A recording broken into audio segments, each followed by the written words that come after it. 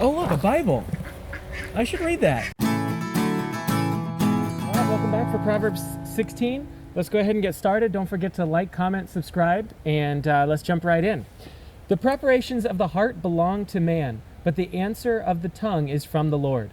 All the ways of a man are pure in his own eyes, but the Lord weighs the spirits. Commit your works to the Lord, and your thoughts will be established. The Lord has made all for himself, yes, even the wicked for the day of doom. Everyone proud in heart is an abomination to the Lord. Though they join forces, none will go unpunished. In mercy and truth, atonement is provided for iniquity, and by the fear of the Lord, one departs from evil. When a man's ways please the Lord, he makes even his enemies to be at peace with him. Better is a little with righteousness than vast revenues without justice. A man's heart plans his way, but the Lord directs his steps.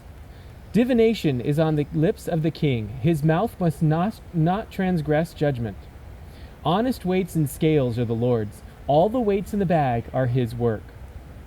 It is an abomination for kings to commit wickedness, for a throne is established by righteousness. Righteous lips are the delight of kings, and they love him who speaks what is right. As messengers of death is the king's wrath, but a wise man will appease it. In the light of the king's face is life, and his favor is like a cloud of the latter rain. How much better to get wisdom than gold, and to get understanding is to be chosen rather than silver. The highway of the upright is to depart from evil. He who keeps his way preserves his soul.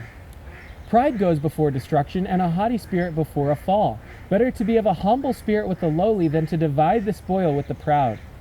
He who heeds the word wisely will find good, and whoever trusts in the Lord, happy is he.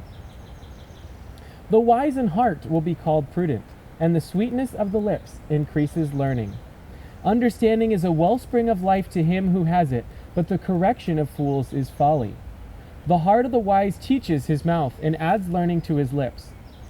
Pleasant words are like a honeycomb, sweetness to the soul and health to the bones. There is a way that seems right to a man, but its end is the way of death. The person who labors for himself, for the hungry mouth drives him on. An ungodly man digs up evil, and it is on his lips like a burning fire. A perverse man sows strife, and a whisperer separates the best of friends. A violent man entices his neighbor, and leads him in a way that is not good.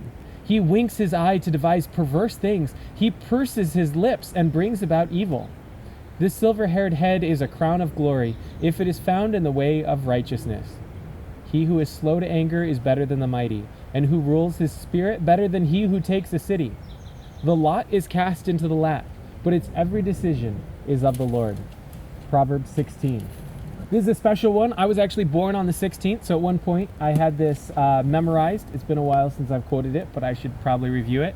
A lot of these, struck really close to home because I remember a lot of these, of course. I love verse 1.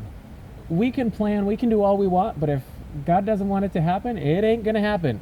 The preparations of the heart belong to man, but the answer of the tongue is from the Lord. So we may make all our plans, but the Lord's going to answer, and we're going to see if it's going to happen. Verse 2, of course, if we weigh our own motives, then everything's going to look fine. All the ways of a man are pure in his own eyes, but the Lord weighs the spirits. It's the Lord that can weigh if we're doing right or wrong, and that's why we need to be in his word all the time. And following along verse 3, which goes right from that, commit your works to the Lord, and your thoughts will be established. One of the rewards from following the Lord, it's kind of strange because usually we get a lot of hate when we follow the Lord, but it says when a man's ways please the Lord, he makes even his enemies to be at peace with him.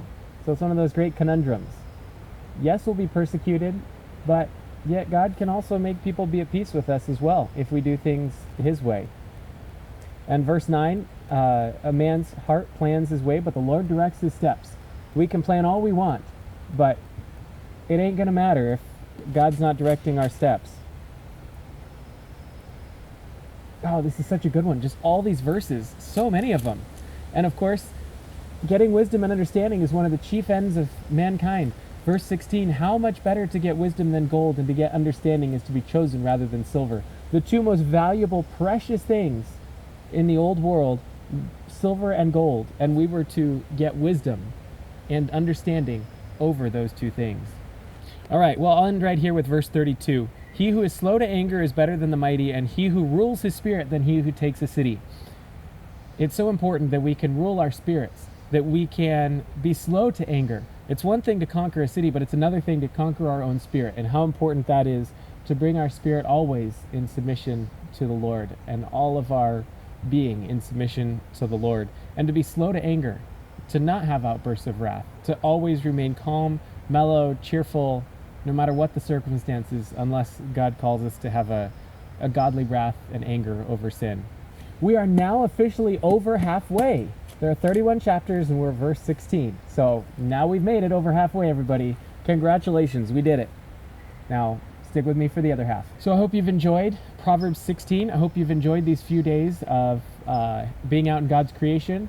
We'll see. I may go back inside tomorrow because, yeah, we'll see. But anyway, thank you so much for watching, and like, comment, subscribe, and share this video.